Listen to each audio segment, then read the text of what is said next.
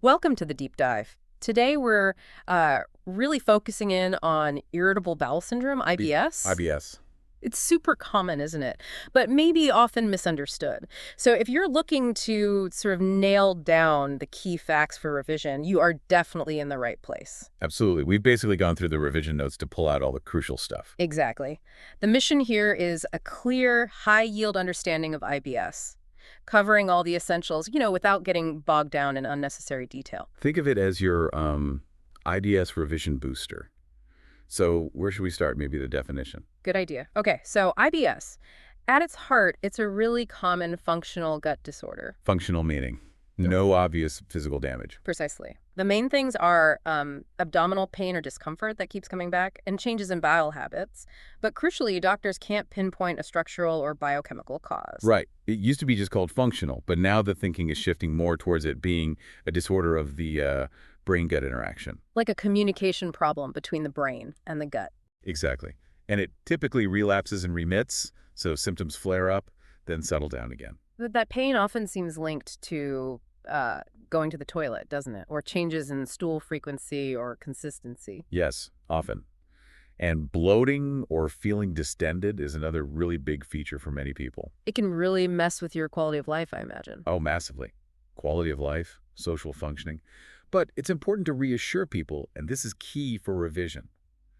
IBS doesn't lead to serious diseases like cancer, and it doesn't increase mortality. That's a crucial point. Okay, so if it's this brain-gut communication issue, what actually causes it? The etiology. Well, that's where it gets a bit complex. The short answer is we don't know the exact cause. It's definitely multifactorial. Meaning lots of different things can contribute. Exactly. Think of it like several pieces of a puzzle fitting together. Okay, so what are the main pieces? What do the notes point to? Well, first up, there's often abnormal gut motility.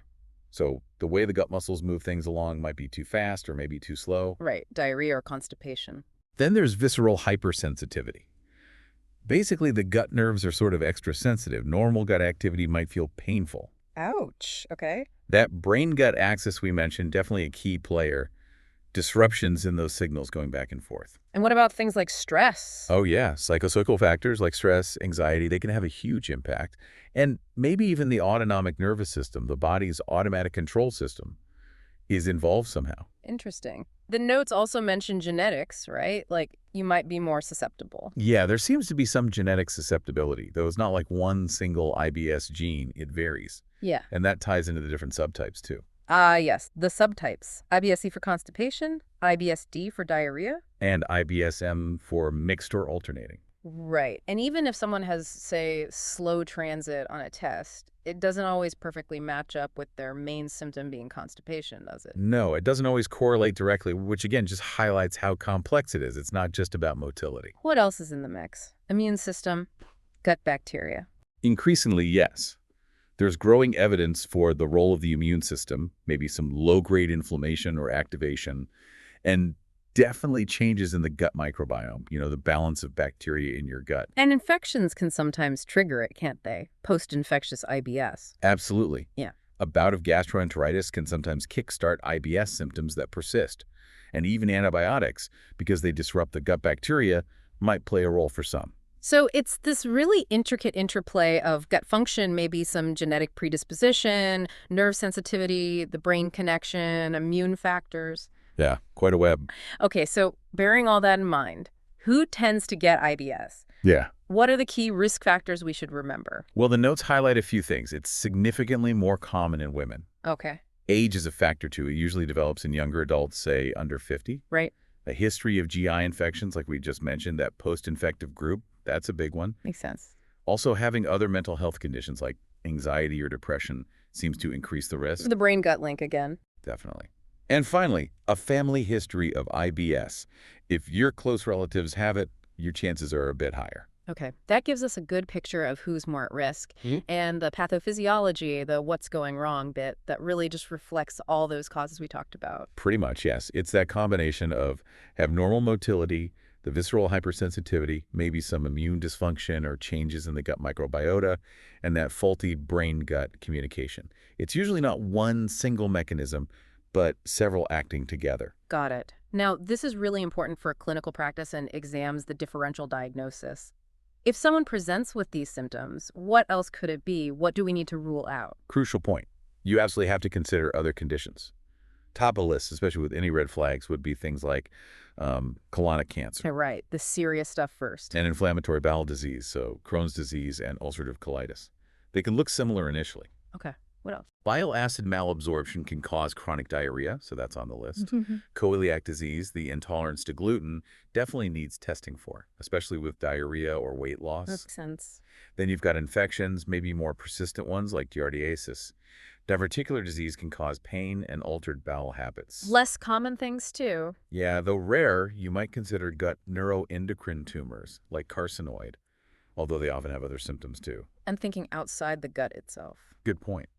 Especially in women, you need to think about gynecological causes, pelvic inflammatory disease, maybe endometriosis, even ovarian tumors can sometimes cause abdominal pain. And the psychological side. Absolutely. As we said, anxiety, depression, somatization disorders, even panic attacks can manifest with significant gut symptoms or overlap with IBS. So it's a broad list to consider. Definitely need to keep those differentials in mind. Okay, what about how common IBS actually is? Epidemiology. It's really prevalent. Here in the UK, estimates are usually around 10 to 20% of the population. That's potentially 1 in 5 people. Wow, that's huge. It is. And as we said, more common in women, typically starting in early adulthood. Is it similar worldwide? The prevalence varies quite a lot globally, actually. Yeah. Some studies show rates as low as 1%, others much higher, even up to 45%. But generally, that peak onset age seems to be around 20 to 30 years old. Okay, so let's get down to the clinical features. What does IBS actually look like day to day for a patient? What are the core symptoms? The absolute core features are that recurrent abdominal pain or discomfort, bloating, and those changes in bowel habit, diarrhea, constipation, or a mix. And the intensity varies a lot. Hugely, from mild annoyance for some to severely debilitating for others. And it can fluctuate a lot over time for the same person. Are there specific criteria doctors use to help diagnose it, like the Rome criteria? Yes, diagnostic criteria like the Rome criteria are often used. Generally, symptoms need to be present for at least 6 months before diagnosis. And the abdominal pain should have at least 2 of the following features. It's related to defecation, either improves or worsens. It's associated with a change in stool frequency, or it's associated with a change in stool form or appearance. What about those other common symptoms? Bloating, mucus? They are definitely very common supportive symptoms. Bloating and distension are major issues. Symptoms often worsen after eating. Passage of mucus per rectum is also quite typical. Any other associated symptoms? Yeah, people often report lethargy, feeling tired, nausea sometimes, backache, and even bladder symptoms like urgency or frequency. Okay. And the notes mention some factors that make an IBS diagnosis more likely in someone presenting with symptoms. Right, things like being younger, under 50, being female. A history of abuse, sadly, is a known association, having had a prior gut infection, and high levels of stress. Are there scoring systems used, like the Manning criteria mentioned? Yes, sometimes scoring systems like Manning or Rome are used formally. They essentially tally up characteristic symptoms to increase the diagnostic confidence. Think of them as helpful checklists. But, and this is vital, we need to talk about red flags. Symptoms that mean it might not be IBS and needs urgent investigation. Absolutely critical. Yeah. These are the warning signs for potentially serious underlying pathology, especially malignancy. Key ones are new onset of symptoms over the age of 50, or maybe 60 depending on guidelines. Okay. Unintentional and unexplained weight loss. Rectal bleeding, blood mixed in or on the stool. Iron deficiency anemia found on blood tests. And a fever. The notes gave a mnemonic weight, right? Weight loss, elderly onset, intestinal bleeding, tests showing anemia inflammation. That's a good one to remember. What? Weight loss, elderly onset 50 or 60, intestinal bleeding, tests like FBC for anemia, or raised inflammatory markers like CRP, fecal calprotectin.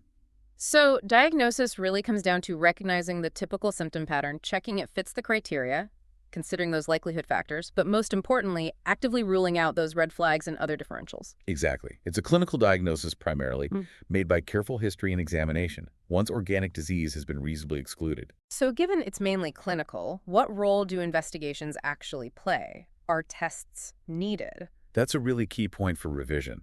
You don't diagnose IBS with a test, but you use tests to rule out other things. Right, excluding the mimics. Precisely. Process of elimination. So some basic tests are usually recommended for anyone with suspected IBS symptoms. Like what? What are the essentials? A full blood count, FBC, to look for anemia.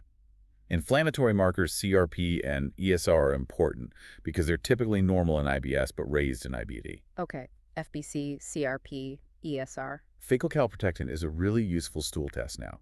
It helps differentiate IBS from IBD quite effectively. Often avoids unnecessary endoscopies if it's low. That's good. What else? If diarrhea is prominent, you definitely do a Coeliac screen testing for anti-TTG or anti-endomycin antibodies. Right. And maybe stool tests for infection if the history suggests it. Yes, stool microscopy, culture, and sensitivity, especially if diarrhea is the main issue or if there's a history of recent travel or potential exposure. The notes had another mnemonic here: CIA, Coeliac screen, inflammatory markers, anemia check. CIA, yeah, that covers the main blood and stool tests for exclusion. What about imaging or scopes? Generally, not routine unless there are red flags or diagnostic uncertainty. For persistent bloating, sometimes a plain abdominal x-ray might be done, but it's often not that helpful. And sigmoidoscopy or colonoscopy? Flexible sigmoidoscopy might be considered in younger patients, say under 50 if there's uncertainty, perhaps to rule out distal colitis or polyps. But for older patients, especially over 50 or 60 with new symptoms or anyone with red flags like rectal bleeding, a full colonoscopy is usually the investigation of choice to view the entire colon. Okay. Now, just as important as what's not usually needed, right? To avoid over-investigation. Absolutely. Routine thyroid function tests not usually indicated unless other symptoms suggest thyroid issues. Routine abdominal ultrasound, generally low yield for IBS symptom. Routine colonoscopy or sigmoidoscopy in young patients with typical symptoms and no red flags, generally not needed. Routine fecal occult blood testing isn't recommended for diagnosis anymore. Hydrogen breath tests. Also not routinely recommended for IBS diagnosis itself, though they might be used later if specific issues like small intestinal bacterial overgrowth, SIBO, or lactose intolerance are suspected based on symptoms. Maybe remember TRF, thyroid, ultrasound routine scopes, fecal occult blood routine.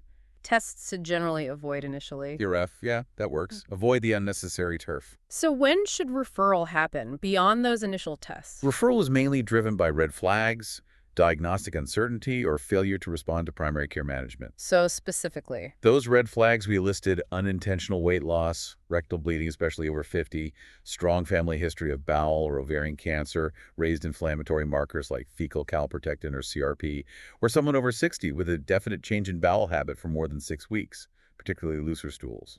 the FLO mnemonic, family history, losing weight, older onset, raised inflammatory markers, ongoing bleeding. FLOW, yes. Those warrant further investigation, often via secondary care referral. And obviously, any suspicion of cancer based on symptoms triggers an urgent 2-week wait referral according to NICE guidelines. What about referral for other reasons? You might refer if lower bowel investigations like colonoscopy are needed to confirm or exclude diagnoses, or if upper GI symptoms are the main problem, maybe for a gastroscopy. Gynecology referral if pelvic symptoms overlap. Exactly, to rule out endometriosis or PID if suspected. And sometimes referral to psychological services is really helpful if the main issue becomes coping with persistent symptoms, even after medical treatment. But the key is appropriate referral, avoiding unnecessary tests that can just heighten anxiety. Precisely. Keep investigations focused. Okay, let's pivot to management then. How do we actually help people with IBS feel better? The main goal is symptom relief and improving that quality of life we talked about. It's often a stepwise approach. Starting with lifestyle and diet. Usually, yes. Non-prescription strategies first line. Simple lifestyle advice, managing stress is huge. So relaxation techniques, maybe mindfulness. Regular exercise is often beneficial too. And diet. That seems key for many. It really is. General healthy eating advice first, regular meals, avoiding trigger foods if identified. Then adjusting fiber intake can help, sometimes more soluble fiber like asparagus for constipation, sometimes less insoluble fiber if it worsens bloating. What about the low FODMAP diet? That gets mentioned a lot. Yes, the low FODMA diet is a specialist dietary approach that involves restricting certain types of carbohydrates that can be poorly absorbed and fermented in the gut. It can be very effective for some, particularly for bloating and diarrhea, but it's quite restrictive and ideally should be done with guidance from a dietitian. Probiotics. Probiotics are interesting. Some people find them helpful, but the evidence is a bit mixed, and it might depend on the specific strain and the person's symptoms. Worth trying one for maybe 4 weeks, see if it helps, but monitor. So remember, SLDP, stress reduction, lifestyle like exercise, dietary changes, fiber, FODMAPs, Probiotics trial? SLDP, yeah, covers those initial steps. What if those aren't enough? What about medications? Then we move to pharmacological treatments, usually targeted at the main symptom. So for diarrhea, Loperamide is the mainstay. It slows down gut transit. Use it as needed, or sometimes regularly if diarrhea is frequent. pain and bloating. Antispasmodics are often first choice. Things like mebeverine, hyoscine butyl bromide, or even peppermint oil capsules can help relax the gut muscle. What if pain is more persistent? If antispasmodics aren't cutting it, low-dose tricyclic antidepressants, like amitriptyline, can be very effective for visceral pain, even at doses much lower than used for depression. Okay. And for constipation predominant IBS. Laxatives are the way to go. Start with simple bulk-forming ones like aspergilla, or osmotic laxatives like macrogol, polyethylene glycol, or lactulose. Stimulant laxatives like senna might be needed short-term sometimes. You mentioned antidepressants for pain. Any others used? Yes, SSRIs, selective serotonin reuptake inhibitors, like fluoxetine or citalopram, are sometimes used as second-line options for pain, or if there's coexisting anxiety or depression. Any other drug classes? The notes mention antibiotics, 5-HT3 antagonists. Right. Rifaximin, a poorly absorbed antibiotic, is sometimes used for bloating or IBS-D, thought to work by altering gut bacteria. 5-HT3 antagonists like ondansetron, usually used for nausea, or alastron, more restricted use, can sometimes help severe IBS-D by slowing transit and reducing sensitivity, but need careful monitoring. And newer therapies. There are newer agents like linaclotide or lubiprostone for IDSC and luxetolene for IBS-D, but these are generally prescribed by specialists. So mnemonic for drugs, Lapio, loperamide, antispasmodics, pain relief, antidepressants, antibiotics, rifaximin, agents for constipation, laxatives. Alapier. That captures the main classes. Remember, treatment is often combined and tailored to the individual. What about psychological therapies? Really important, especially if symptoms persist despite medication, say after 12 months. Nice Creator recommends considering referral for therapies like cognitive behavioral therapy, CBT, hypnotherapy, or general psychological therapy. How do they help? They can help people develop coping strategies, change unhelpful thought patterns about their symptoms, manage stress better, and reduce the impact of IBS on their life. Hypnotherapy specifically targets gut-focused relaxation. And finally, other therapies, acupuncture, reflexology. These are sometimes explored by patients. The evidence base is generally quite limited compared to dietary, medical, and psychological approaches. Some herbal remedies might have potential, like peppermint oil, which is also an antispasmodic, but more research is needed for most. Okay, comprehensive management strategy there. Lastly, what's the long-term outlook? Prognosis and complications. Well, IBS is usually a chronic condition. Symptoms tend to fluctuate over time. They come and go. Does it get better on its own? For many, symptoms do persist long-term. The notes say over half still have symptoms after 7 years. A longer history sometimes makes improvement harder, and ongoing stress can definitely hinder recovery. But crucially, no serious complications, no increased cancer risk. Exactly. That's the key reassurance. IBS does not lead to IBD, colorectal cancer, or other serious organic bowel diseases. It doesn't shorten lifespan. But it really impacts life. Massively impacts quality of life, as we've said. It's strongly associated with psychological distress, anxiety, depression, and functional impairment in daily activities. Is the prognosis different for the post-infective type? There's some suggestion that the post-infective subgroup might have somewhat better prognosis, with symptoms potentially resolving in a significant number of people within maybe 5 or 6 years, but not always. Okay. Any other potential sort of indirect complications? While IBS itself isn't dangerous, the notes mention that people with IBS might have a slightly higher rate of certain surgeries, like cholecystectomy, gallbladder removal. This might be because heightened visceral sensitivity makes them more aware of abdominal pain, leading to more investigations that incidentally find things like gallstones. Not a direct complication of IBS, but an association seen sometimes.